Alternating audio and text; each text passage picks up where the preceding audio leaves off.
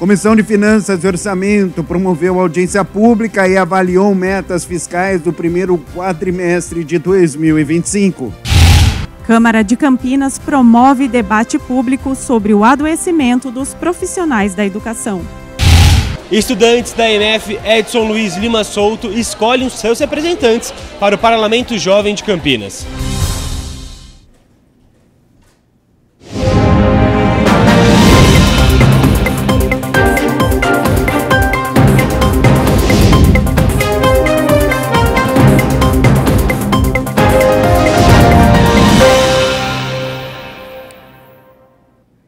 Olá, boa tarde. Terça-feira chuvosa, 3 de junho de 2025. Começa agora o Jornal Câmara Notícia, ao vivo, meio-dia em ponto. Muito obrigado pela sua companhia, pela sua audiência e participe. Vamos conversar pelo número do nosso WhatsApp, 19 é o nosso DDD. Para você que é de Campinas e região, pode ir direto no número que já aparece aqui embaixo da sua tela, é o 978293776. Ou você pode enviar esta mensagem apontando a câmera do seu celular aqui para o QR Code.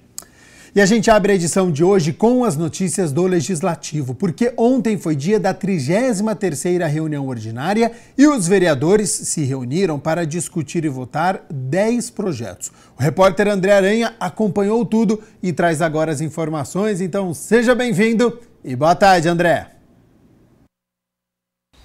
Pois é, boa tarde para você, Gabriel, boa tarde para todo mundo acompanhando o Câmara Notícia. Ontem, durante a reunião ordinária de número 33, havia 10 itens em pauta. Todos foram aprovados, exceto um do vereador Otto Alejandro, porque houve pedido de vista, ele foi retirado de pauta. Bom, entre os projetos aprovados, o projeto de lei da vereadora Guida Calisto, que institui a campanha Junho Violeta para conscientização sobre violência contra idosos. Durante o intervalo regimental, ela falou sobre isso. Esse projeto de lei é um projeto de lei que faz com que a gente utilize esse mês para fazer reflexão sobre a violência que o idoso sofre aqui na nossa cidade, que é absurda. Inclusive consta no projeto que o ideal seria algumas edificações públicas iluminadas com a cor violeta durante esse período. Justamente que é para chamar atenção, né? Quando o munícipe passar, né, na cidade, na rua e olhar um prédio iluminado com essa cor, vai chamar atenção e aí vai querer se inteirar sobre o assunto. A gente está falando de uma população que aqui na cidade de Campinas vive mais que a média estadual. A média estadual de vida é em torno de 66 anos, Campinas é 67 anos. Então, por isso, a cidade de Campinas tem muito idoso, por isso é importante que a gente possa ter políticas públicas fomentadas, políticas públicas para atender essa população que sofre muita violência.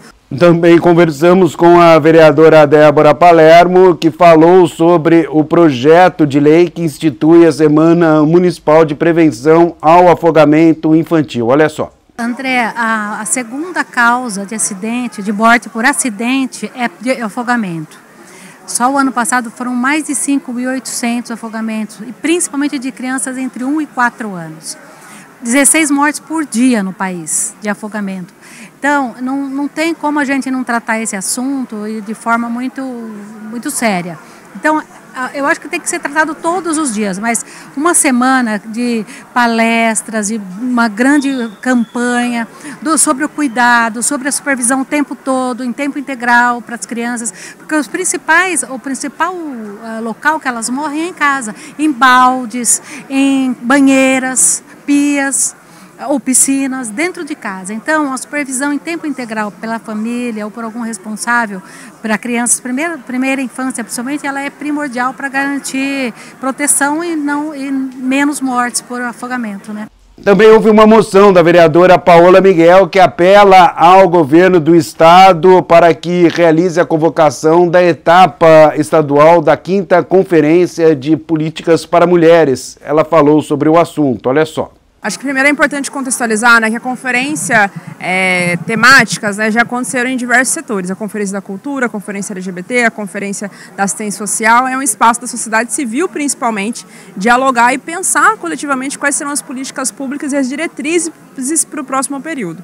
E quando a gente pensa sobre isso, né, a gente pensar numa conferência das mulheres, ela é fundamental para que a gente possa dialogar principalmente nos enfrentamentos que nos atingem. Aqui no município a gente já tem a data da conferência municipal, vai ser entre os dias 27 e 29 de junho, né? Mas a etapa estadual ainda não está garantida porque precisa ter a convocatória estadual. E é isso que a gente está solicitando para o governador, porque isso garante, inclusive, qual que vai ser a participação do Estado de São Paulo e aí da região de Campinas, cidade de Campinas, quantos participantes nós teremos da etapa nacional. Sem a convocação da etapa estadual, isso é uma incerteza. Também ontem foi aprovada a moção do vereador Igor Diego Gabriel Castro, que apela ao Congresso Nacional para que considere os impactos da reforma tributária sobre o setor cultural. Nós tivemos aqui na Comissão da Cultura, a qual eu sou o presidente, um debate sobre esse assunto, escutando inclusive especialistas dos setores acadêmicos que apontam que hoje, né, os nossos produtores de eventos culturais aqui nas cidades, como escola de dança, música, eles são isentos, né? E nós passaremos então aí a ter uma taxa de mais de 11% com essa nova reforma. A moção ela visa trazer essas informações e esse estudo de impacto orçamentário que pode prejudicar os fazedores de Campinas aqui. Então a gente faz esse apelo para que eles revejam essa situação. Busque soluções também, essa é a ideia. Essa é a ideia, discutir, buscar soluções e colocar a casa também como uma porta de escuta para o município e para os fazedores de cultura. Também aqui no Câmara Notícia a gente vai falar sobre a moção do vereador Benê Lima, também aprovada, que apoia as forças de segurança envolvidas na operação Red Light, que resultou aí em prisões no resgate de adolescentes vítimas de exploração sexual em Campinas. Olha só. É uma operação que teve em Campinas, foram presas 11 criminosos, né? E o que mais me chamou a atenção nessa operação foi o resgate de adolescentes que eram mantidos em cárcere privado lá no bairro do Itatinga. E a gente sabe que cárcere privado é crime no Brasil, né? E por isso eu parabenizei as Forças Armadas, Força de Segurança, por esse ato que eles fizeram lá no Jardim Itatinga. Bom, Gabriel, quem quiser assistir na íntegra a reunião ordinária número 33, basta acessar o YouTube da TV Câmara Campinas, lembrando que amanhã será realizada aqui no plenário a reunião ordinária de número 34. Eu volto com você. Tá certo, muito obrigado, André Aranha, pelas informações. A gente segue aqui com as notícias do Legislativo, porque a Câmara de Campinas realizou um debate público para reconhecer a Parada do Orgulho LGBT+, como manifestação cultural e popular de Campinas. Por iniciativa das vereadoras Mariana Conte e Paola Miguel, o Teatro Bento Querino foi sede do debate público que discutiu o reconhecimento da Parada do Orgulho LGBT+, como manifestação cultural e popular do município. É um projeto que tem um significado histórico, cultural e político. Eu acho que isso é importante, a gente valorizar as mudanças, valorizar aqueles que tiveram coragem lá atrás de enfrentar esse preconceito, de enfrentar essas adversidades e a gente trazer para o nosso tempo. Porque o nosso tempo também vai exigir coragem, também vai exigir pioneirismo, também vai exigir protagonismo e vai exigir ousadia para colocar coisas que as pessoas não estão acostumadas a ver. As pessoas não estão acostumadas a ver, as pessoas não estão acostumadas a ver uma universidade pública cheia de pessoas trans, e foi uma grande vitória as cotas trans. Falar desse projeto, ele é um projeto de minha autoria, juntamente com a vereadora Mariana Conte, para que a gente torne a parada LGBTQIAPN+, como patrimônio cultural imaterial da cidade de Campinas, reconhecendo o seu poder social e turístico. Muitos dos nossos hotéis se beneficiam muito desse momento, já estão sem vagas, muitas cidades ao entorno vêm para Campinas, então os nossos estabelecimentos, bares, restaurantes, casas noturnas, casas de shows. A gente tem um momento, né, de fato, onde o nosso Pink Money vale muito. Paulo Mariante, do grupo Identidade, falou que a luta este ano será contra a resolução do Conselho Federal de Medicina, que proibiu o bloqueio hormonal para crianças e adolescentes trans. Esse ano tem um ataque que nós temos que colocar como eixo central. O Conselho Federal de Medicina quer impedir a vida de crianças e adolescentes trans. Se a gente tem um mínimo de consciência, a gente tem que ter isso como central em todas as nossas lutas, enquanto a gente não revogar. A gente vai fazer manifestação em todos os lugares até que isso aí aconteça, porque é isso. Parada é para lutar. Lúcia Castro, ativista, produtora cultural que atua em defesa dos direitos humanos, ressaltou os objetivos das paradas LGBT+. As ações dessas paradas sempre foram por direito à vida, sempre foram por direito a lutar, sempre foi por direito que a gente pudesse existir, permanecer na rua e fazer aquilo que bem nos entendesse, com respeito e dignidade a todos os corpos. E é muito importante que hoje, né, depois de muito tempo, as paradas estejam discutindo a questão da idosidade.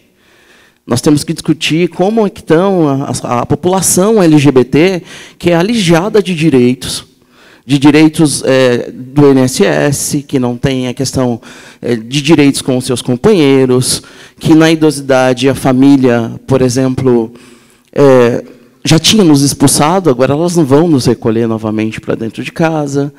Nós temos que discutir a cidade de Campinas, por exemplo, por que a Prefeitura Municipal não apoia e não senta com a Casa Sem Preconceito. Comissão de Finanças e Orçamento promove a audiência pública para a apresentação das metas fiscais da Prefeitura do primeiro quadrimestre de 2025. A Comissão de Finanças e Orçamento da Câmara Municipal promoveu uma audiência pública para a demonstração e avaliação das metas fiscais do primeiro quadrimestre de 25. O evento foi presidido pelo vereador Luiz Iabico. É papel fundamental da Câmara Municipal fazer as questões relativas ao orçamento municipal, as despesas, as receitas, né, além de fazer os projetos de lei. A apresentação foi feita por representantes da Secretaria Municipal de Finanças, conforme determina a Lei de Responsabilidade Fiscal. Primeira tabela aqui, a gente já faz um comparativo da receita consolidada do município, comparando os períodos de janeiro a abril de 2025 contra o mesmo período de 2024. Então, as receitas totais da Prefeitura em abril de 25 foi de 3.877 milhões. Teve um crescimento de 13,3% nominal e um crescimento real descontado da inflação, o IPCA acumulado até abril de 5,53%, um crescimento real de 7,3%. As receitas correntes tiveram uma arrecadação de 3.546 milhões, também um crescimento real de 10,2% frente ao mesmo período de 2024.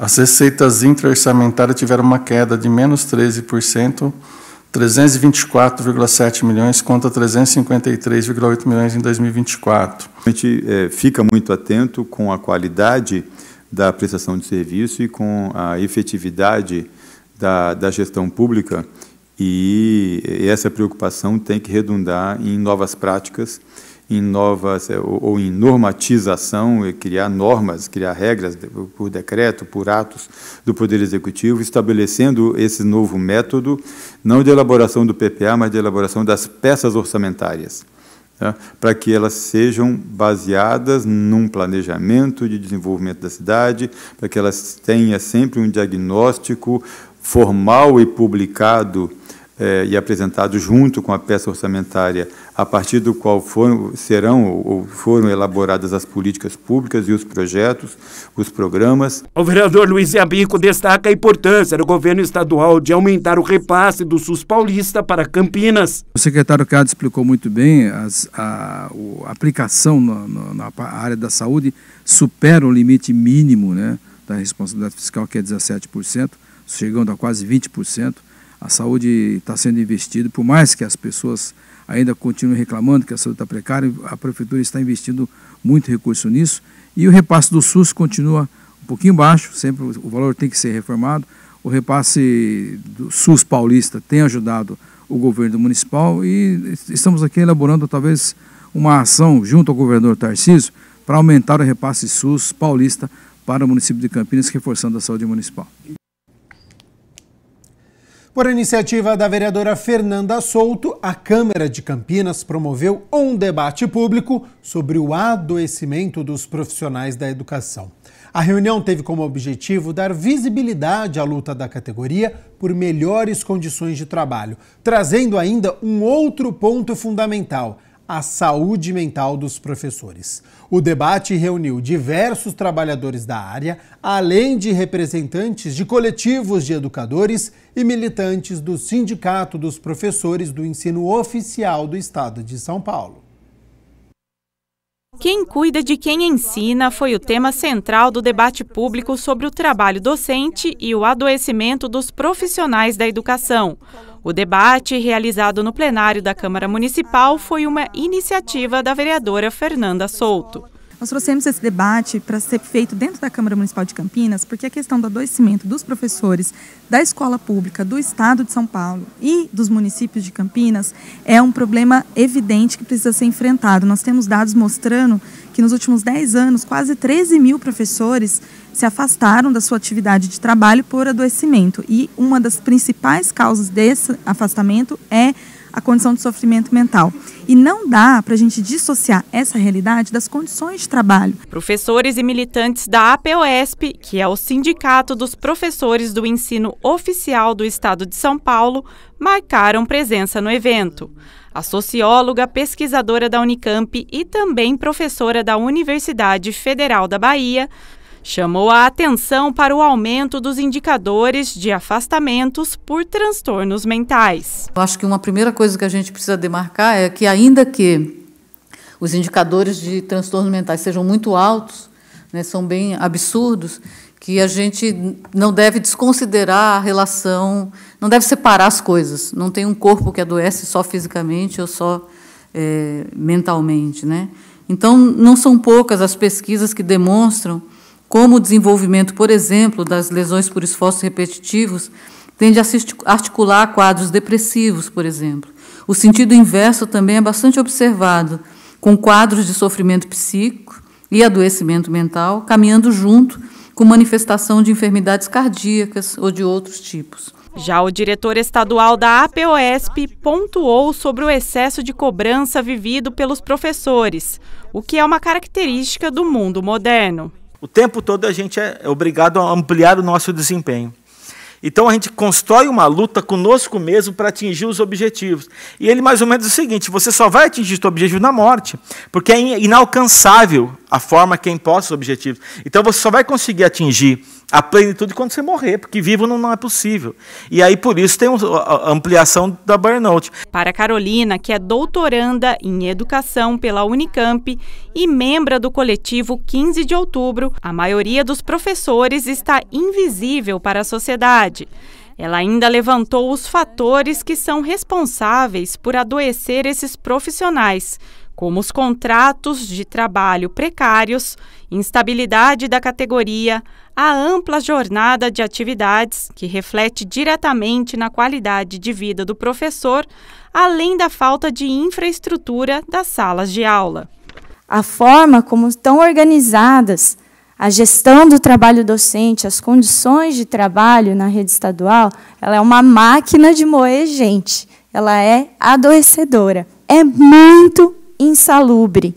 E é uma condição que, daí, para além da questão do adoecimento mental, já está mais do que comprovado pela ciência, né? Como essa alimentação completamente desregrada, com ultraprocessados, enfim, tal, ela gera hipertensão, diabetes, problemas cardíacos, gastrointestinais e por aí vai. E quantos professores, todos nós aqui já não conhecemos, que passaram mal dentro da sala de aula?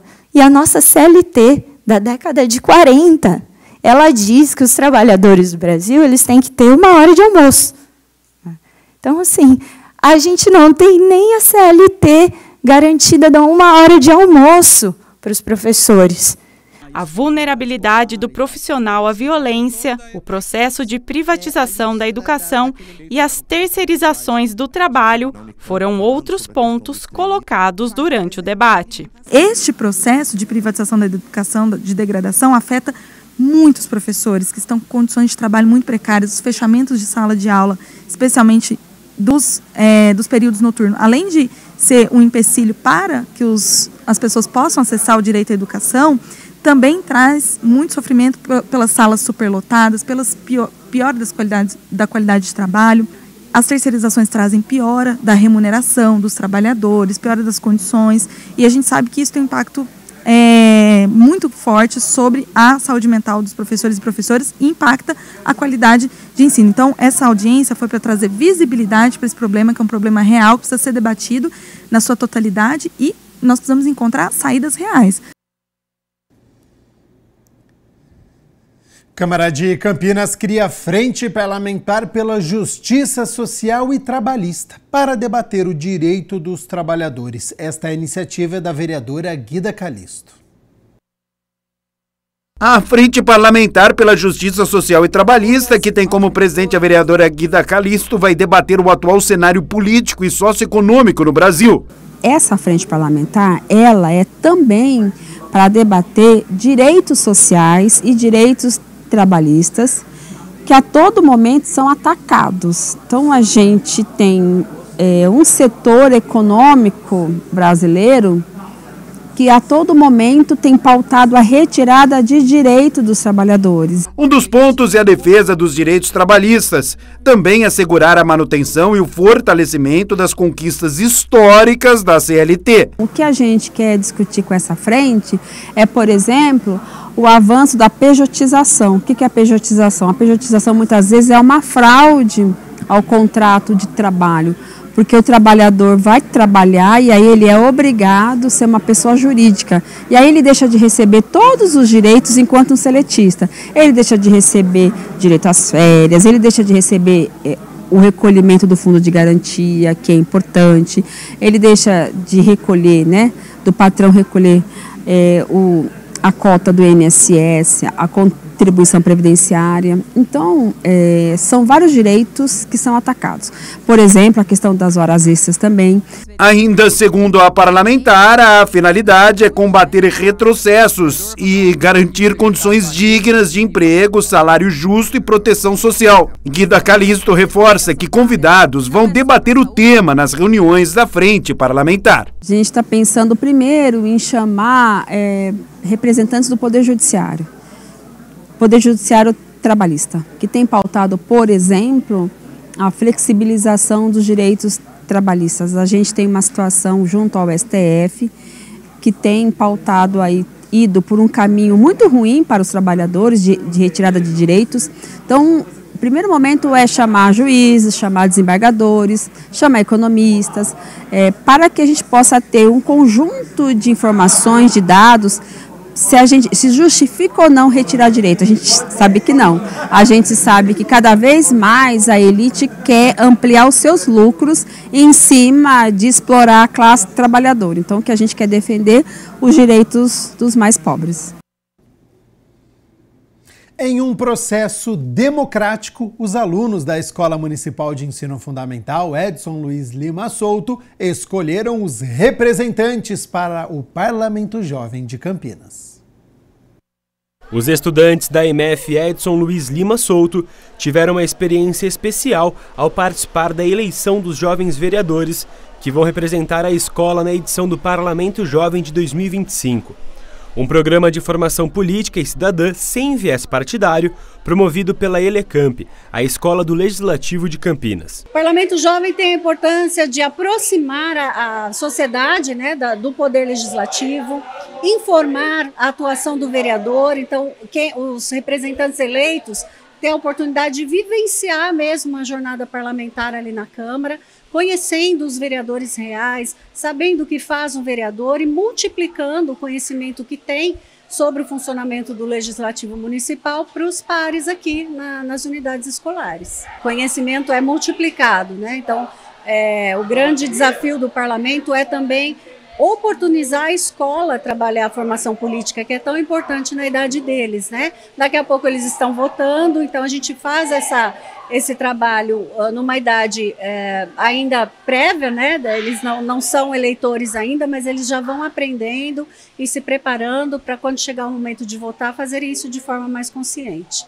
Júlia, Luana, Cauã e Eric, os 4 estudantes, se inscreveram para representar o colégio no Parlamento Jovem, trazendo suas próprias propostas, ideias e o desejo de fazer a diferença. A proposta da eleição realizada na própria escola é que todo o processo seja semelhante à de uma votação oficial, com urna eletrônica e contagem de votos. Eles ouvem atentamente as propostas dos candidatos, né, aqueles que se interessaram em apresentar propostas, tentam escolher de forma consciente a partir daquilo que foi apresentado e discutido em sala de aula.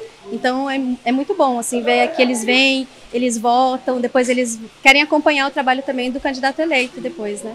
Entender sobre política desde cedo é fundamental para essas 2 estudantes. É muito importante a gente ganhar isso desde cedo, porque o aprendizado já começa desde criança. E receber isso agora nessa idade da adolescência, onde tudo é novo, onde tudo é diferente, eu acho muito legal. Eu acho que é muito importante porque assim dá a oportunidade de, se algum aluno algum dia querer ser um vereador ou entrar na política, isso vai ajudar no futuro dos alunos.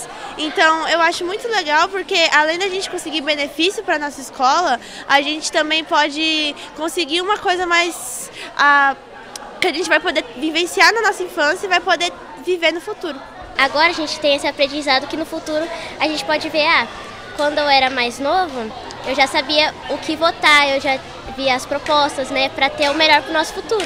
A orientadora pedagógica da escola acredita que a eleição integra um importante processo de construção da cidadania. A gente tenta trabalhar o Parlamento Jovem em conjunto com o processo de participação do Grêmio Estudantil, eleição de representante de turma, participar da CPA, do Conselho de Escola. Então são vários espaços na escola que a gente tenta fazer com que eles ocupem, né, esses espaços democráticos que existem, que eles podem opinar e votar também. E o resultado já foi divulgado. A Júlia Pereira dos Santos, do 9º ano C, foi eleita como jovem vereadora com 52% dos votos e vai representar a Escola Edson Luiz Lima Souto no Parlamento Jovem deste ano.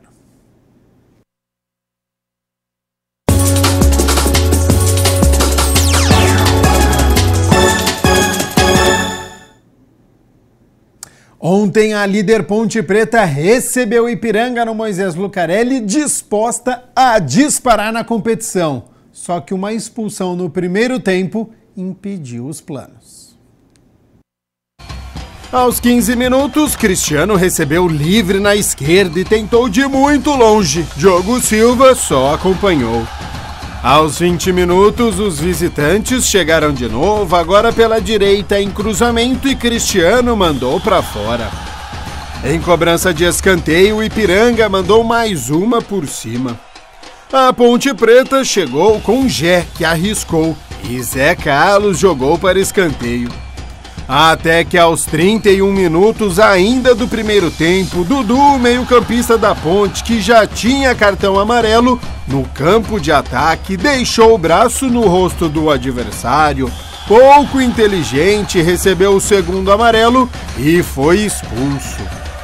E nada é tão ruim que não possa piorar. Em cobrança de escanteio, Igor Moraes subiu com o estilo, mandou para o fundo das redes. 1-0 Ipiranga.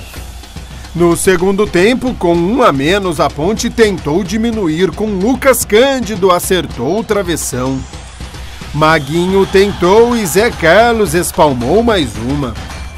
Nos acréscimos, a Ponte até chegou a balançar as redes, mas Everton Brito estava impedido. Então ficou nisso, no Moisés Lucarelli, Ponte Preta 0, Ipiranga 1. Segunda derrota seguida da Ponte em casa. A Ponte vinha de vitória na competição, mas fora de casa, quando venceu o Náutico lá em Recife. Jogando aqui em Campinas, perdeu por 4-1 para o Brusque e agora 1-0 diante do Ipiranga. Quarta expulsão de atletas da Ponte nos últimos 5 jogos, vem prejudicando a equipe. Bom, a Ponte segue na liderança da competição, tem 16 pontos, um a mais que o Caxias. E a Macaca volta a campo no sábado, dia 14 de junho, 5 horas da tarde, contra o ABC, novamente aqui em Campinas, no Moisés Lucarelli.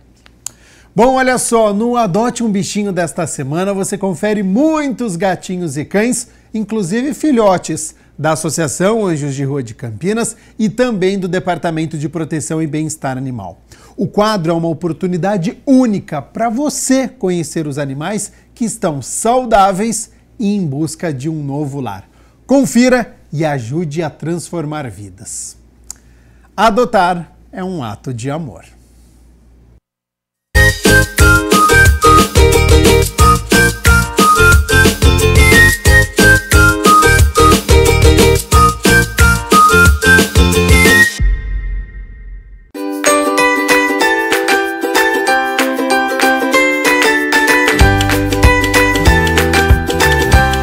Vamos conhecer os bichinhos que estão para adoção nesta semana? A Associação Anjos de Rua de Campinas tem vários cães e gatos aguardando uma família. O Joque é esse peludo sorridente que até parece um floco de neve. Ele tem entre 2 e 6 meses e é de porte médio. Se você se interessou, é só entrar em contato com a Carla Vieira para mais detalhes. Esse lindo dálmata é o Aslan. Ele é de porte grande e tem apenas 1 ano de idade. É super dócil com pessoas e também gosta de crianças, mas é bem reativo com outros animais. Por isso, precisa ser filho único. Para mais informações, entre em contato pelo WhatsApp ou e-mail que estão na tela. O Arthur é um doguinho simpático e que adora brincar. Ele é de porte pequeno e tem entre 7 e 11 meses. Que tal adotar esse peludo? É só entrar em contato com a Carla Vieira. Olha a pose da Alice. Essa gatinha tem aproximadamente 3 anos. É de porte médio e já está castrada. Ela é dócil, brincalhona e companheira, mas tem ciúmes de gatos adultos. A adoção ideal seria para quem ainda não tem animais ou para quem tem filhote. Também é uma ótima companhia para idosos. Para mais detalhes sobre Alice, entre em contato com a Elaine. Para saber mais sobre o trabalho e como ajudar a Associação Anjos de Rua, acesse o site que está na tela. O DPBEA, Departamento de Proteção e Bem-Estar Animal, tem mais bichinhos aguardando um lar. A Beck foi resgatada pelo DPBEA no bairro Parque Industrial. Passou por exames e tratamento, está castrada, vacinada e vermifugada. Essa frajolinha já pode ser adotada com responsabilidade e assim ganhar um lar cheio de carinho e longe das ruas. O tio Chico, carinhosamente apelidado pela equipe do SAMU Animal, foi resgatado após um atropelamento no Jardim Santa Terezinha. Passou por exames e tratamento no DPBEA e agora está recuperado, já vacinado, castrado e vermifugado. Que tal dar uma chance para o tio Chico? O Vicenzo é um filhote dócil e brincalhão, que foi resgatado pela equipe do DPBEA, depois de ser abandonado com seus 7 irmãos, vítimas de maus tratos. Passou por exames e observação para o surgimento de doenças. Está vacinado e vermifugado e em breve esse amarelo poderá ser adotado com responsabilidade para que tenha uma vida longa e feliz. A gente encerra o quadro de hoje com o Zé, um cão grande e bonzinho que foi resgatado pelo SAMU Animal no bairro Residencial São José. O Zé também já está vacinado, castrado e vermifugado. 100% saudável para ser adotado com responsabilidade. Para quem quiser adotar qualquer animal do DPBEA, é só se conectar ao Portal Animal de Campinas, clicar no ícone Adoção e acessar as fotos e informações sobre os bichinhos.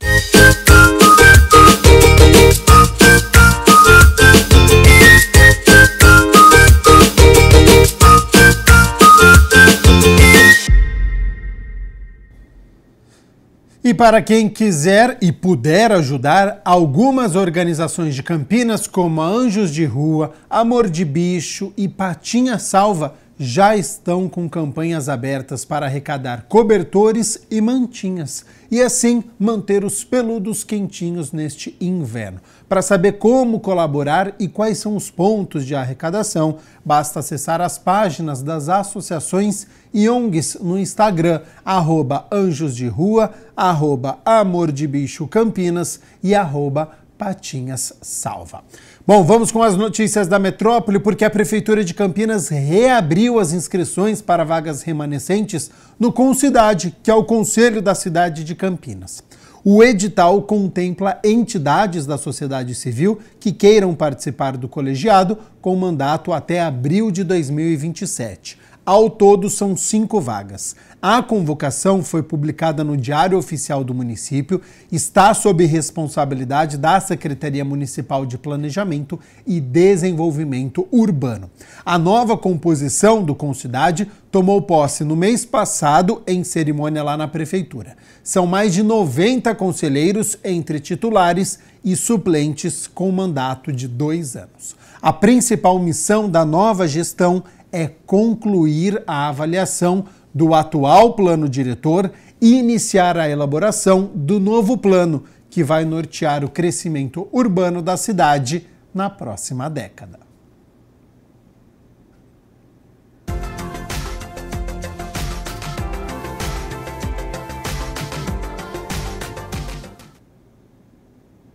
Terça-feira chuvosa aqui na cidade de Campinas. Para você que assistiu o Câmara Notícia ontem, já sabia desta condição, né? Para amanhã, quarta-feira, as instabilidades se afastam. E aí o sol volta a aparecer entre nuvens. Pode até ocorrer uma chuva fraca, mas de forma isolada, apenas na madrugada e também no início da manhã. Depois o sol já volta a aparecer. Sobre as temperaturas, elas já estão aqui na minha tela, então meio de semana chegando, 4 de junho, com mínima de 17 graus, já é uma mínima mais elevada, né? Não teremos aquele frio intenso. Ao longo do dia a temperatura sobe, podendo chegar aos 27 graus aqui na cidade de Campinas. O Jornal Câmara Notícia fica por aqui. Muito obrigado pela sua companhia, pela sua audiência. Continue na nossa programação e nos vemos amanhã na quarta-feira. Até lá. Tchau, tchau.